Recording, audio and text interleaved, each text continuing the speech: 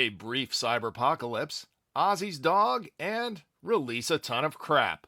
Welcome to the Unlimited Supply Podcast, your daily music business TLDR in your ear, powered by 30 years of been there, done that, and brought to you by No Disc, helping music, technology, and finance companies navigate the music industry, and partnered with Digital Music News. It's October 20th, 2025. I'm Lars Murray in NYC. It's Monday, where we talk about what happened over the weekend and what is on deck for this week. Over the weekend, one of the top stories yesterday in Billboard was the death of Sharon Osbourne's dog, Elvis, which of course means he was also Ozzy's dog. Now, I know it sucks to lose a pet. They are, after all, family members, and I'm sure Elvis was a very good dog, but I'm not sure exactly how this qualified as a top story on a weekend when a lot of stuff happened, and an actual human from a pretty big band, that would be Sam Rivers, the bass player from Limp Bizkit, died an untimely death at 48. The death of the Prince of Darkness's dog is sad. The death of Sam Rivers is news. R.I.P. Sam. But enough about both.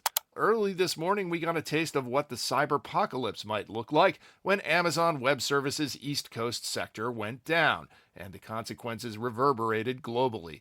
Needless to say, Amazon Music went down with it, swallowing any potential streaming revenue on the service for over an hour. It also took down Amazon Prime Video. But wait, there's more. Here's a short listing of companies whose services were either slowed or outright interrupted by this outage.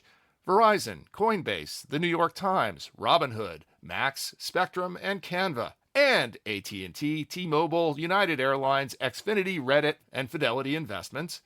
But also Capital One, SimpliSafe, PlayStation Network, Disney+, Roku, Signal, and Hulu. Oh, and McDonald's, Venmo, Fortnite, Ring, Snapchat, Robinhood, and Lyft. So really, if you don't watch video, use a bank, trade stocks, use ride shares, play video games, have a home security system, fly commercial, or yes, listen to music, you were just fine.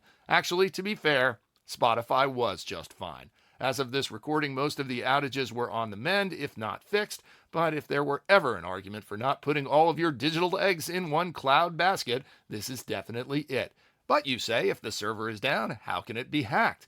Well, as they say on Reddit, when it's actually up and running, today I learned that when this kind of thing happens, it means all real-time security updates, which are constantly happening, are suspended as well, basically leaving the back door open on the servers just the same way it literally left the back door open for SimpliSafe customers. And while the consensus seems to be that this was caused by some sort of careless server update and not a hacker attack, it does point up how fragile not just the music industry, but pretty much all industry is when we are hyper-reliant on one company to serve up our services.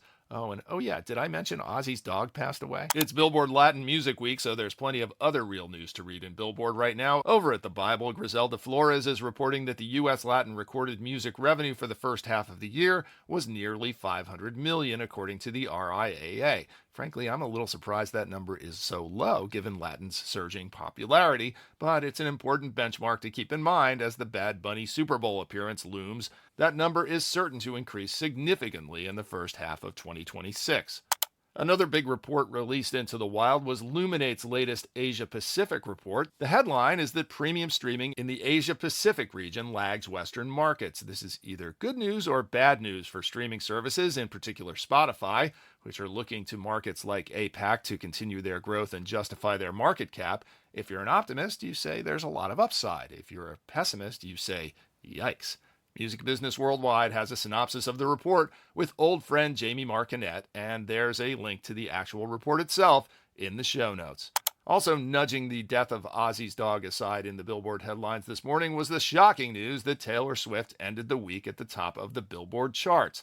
No surprise there, but over at Digital Music News, Paul Resnikoff poured some salt on this bland story to liven things up a little. He posed the question, is the industry superfan strategy just to, quote, release a ton of crap? Spoiler alert, the answer is yes, and Paul lays out some of the risk in pursuing this strategy.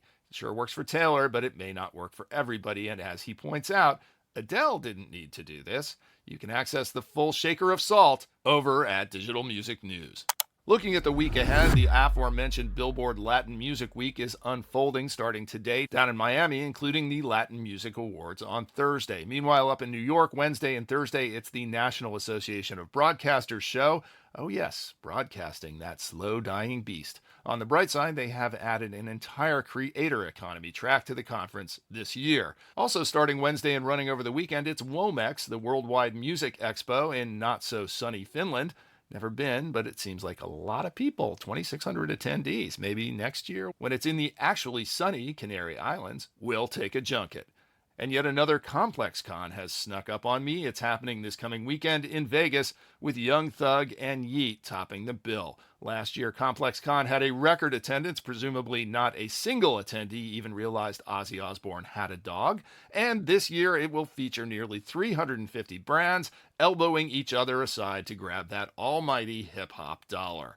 Speaking of conferences, I spent Friday hanging out at the bar catching up with the latest and greatest in music, tech, and finance at the Mondo Conference in Brooklyn, which celebrated another successful year. Congrats to old friend Bobby Haber and the Mondo crew. Good to see a bunch of old friends. Better to have made some new friends. And as we always do at conferences, we ask people, who are you and why are you here?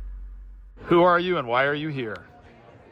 I'm Elisa Shamrow. I'm a singer-songwriter based in New York City, and I came here to connect with people that work in the music industry and learn about the current state of the music industry and where I fit in as a music maker. Who are you and why are you here? I'm Carrie Able, and I was here speaking with my friend Fiona Bloom today at Mondo about the connection between Web3, AI, and extended reality technology. I'm an artist and a musician and an early pioneer of extended reality technologies. Who are you and why are you here?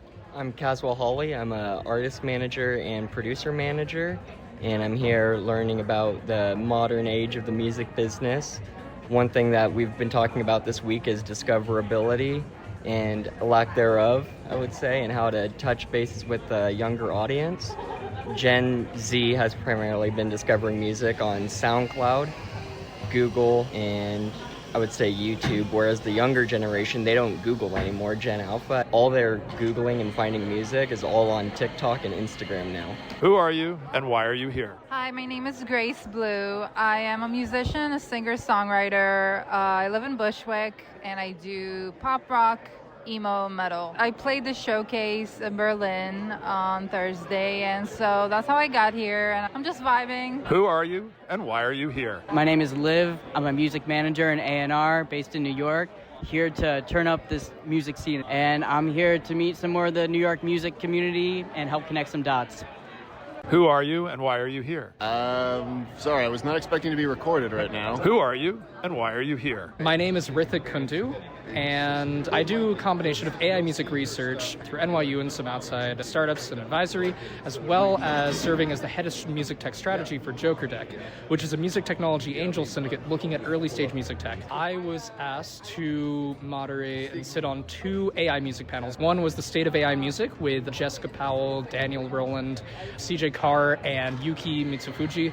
Hopefully those names sound familiar. If not, it's AudioShake, Sony, Lander, and Stability AI, and also on the AI Music Education panel that was later that day. That's all we have room for today. Extra big ups to Super Connector Fiona Bloom for introducing me to so many interesting folks. I'll have a few more tomorrow. Support for the Unlimited Supply podcast is provided by RoyFi. If you're a label, a distributor, or a publisher, and you want to take advantage of other people's money and technology to provide advances, let's have a chat. And by Hangout.fm. Hangout by Turntable Labs is the new social listening platform where users connect, discover new music, and play over 100 million songs with their friends and family. If you like what you hear, please hit that follow button wherever you get your pods. I live for your praise and encouragement, but it really helps if you share that praise as a rating and or a review on Apple Podcasts, YouTube, or Spotify, and tell a friend or 3. Links are in the show notes, but you can also visit unlimitedsupplypod.com to sign up for our newsletter,